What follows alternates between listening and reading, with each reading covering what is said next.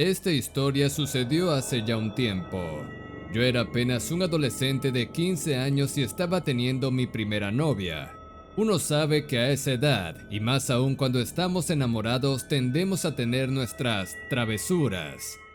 Ya me había ido a horas muy altas de la noche para ver a mi novia, horarios peligrosos e imprudentes. Mis padres tomaron medidas al respecto y me habían prohibido salir esa noche. Sin embargo, eso no me iba a detener.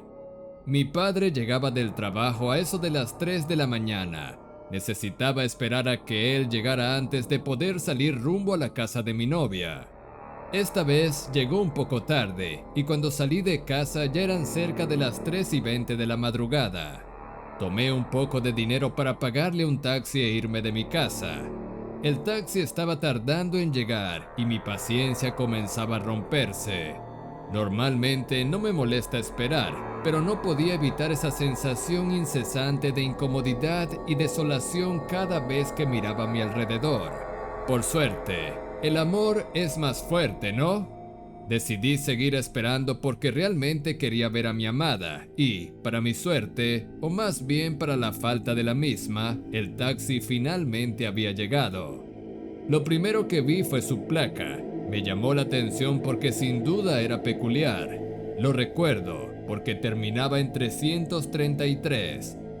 Después de eso, miré al conductor que me saludó amablemente y de reojo vi algo que me dio escalofríos. Eran unos ojos muy grandes mirándome fijamente. Me sobresalté y di un pequeño paso hacia atrás. La oscuridad de la noche y las luces interiores del auto no dejaban ver muy bien lo que fuera que estuviera en la parte de atrás. Sin embargo, forzando un poco la vista logré ver la silueta de lo que parecía un niño.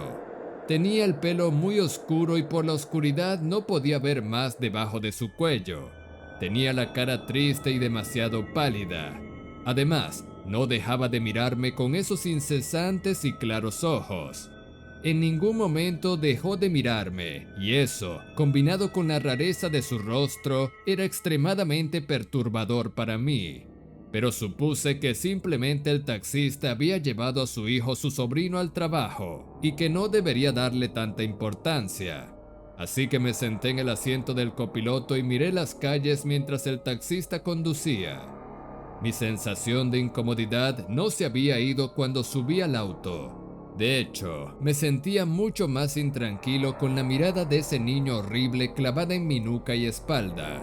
Estaba a punto de decirle algo al conductor, que le dijera a su hijo que dejara de mirarme o algo, pero faltaba poco para llegar a mi destino y preferí guardármelo. Pero no era solo mi sensación de incomodidad y la mirada de ese niño lo que me hacía sentir perturbado. El taxista era un hombre muy extraño y solo cuando estaba a punto de bajarme empezó a hablar. Comenzó a contarme de su vida y de su hijo.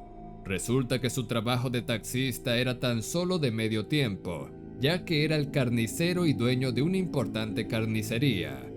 Pasó mucho tiempo describiéndome detalladamente cómo hacía los cortes en la carne, las técnicas para descuartizar a los animales y qué cuchillo usaba para cada ocasión.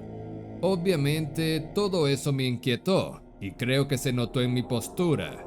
El taxista me miró por un momento y comenzó a reír. Tranquilo, no lo hago en personas, o siempre, me dijo seguido de una risa. Por cortesía y un poco de miedo también, me reí con él.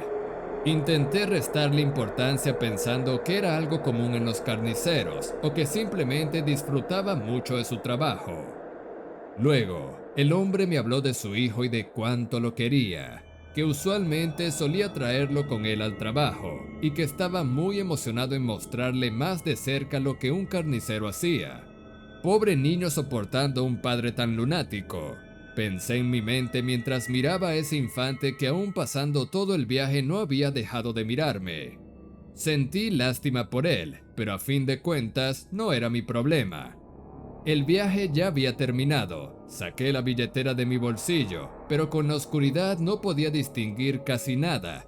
Le pedí al conductor si podía encender la luz interior y así lo hizo, pero lo que vi por el espejo casi me hace vomitar y desmayarme. El niño que me había estado observando tenía su cuello casi completamente desprendido. Su cuerpo y torso estaban llenos de sangre y cortes. Su piel era blanca por haber perdido tanta sangre, y aún así, sus grandes ojos seguían vivos y viéndome. No pude evitar soltar un grito después de verlo e instantáneamente cerré mis ojos. El conductor, un poco exaltado, me preguntó qué había pasado. Cuando le expliqué la situación, tan solo comenzó a reír exageradamente y me preguntó si estaba drogado. Me mostró la parte trasera y el niño que había visto hacía tan solo unos minutos ya no estaba. Me preguntó de nuevo si estaba borracho o drogado y le respondí que no. Le di su paga de forma apurada y rápidamente me fui a la casa de mi novia. No podía creer lo que había pasado y aunque estaba aterrorizado simplemente lo atribuí a una ilusión. Un par de días después, había vuelto a casa y me encontraba viendo la televisión cuando vi una noticia que me perturbó profundamente. Un niño fue encontrado muerto cerca de los bosques de una localidad rural. Su cuerpo estaba lleno de mutilaciones y cortes. Pese a no tener todas las pruebas, la policía apuntaba a su padre como principal sospechoso. No mostraron el cuerpo del niño en la televisión, solo mostraron parte de su rostro, pero eso me fue suficiente para reconocerlo a él y a sus horribles ojos. Salí un momento de la casa para procesar todo y respirar un poco de aire fresco cuando veo que un taxi se acerca a mí. El mismo taxi con la matrícula terminada en 333.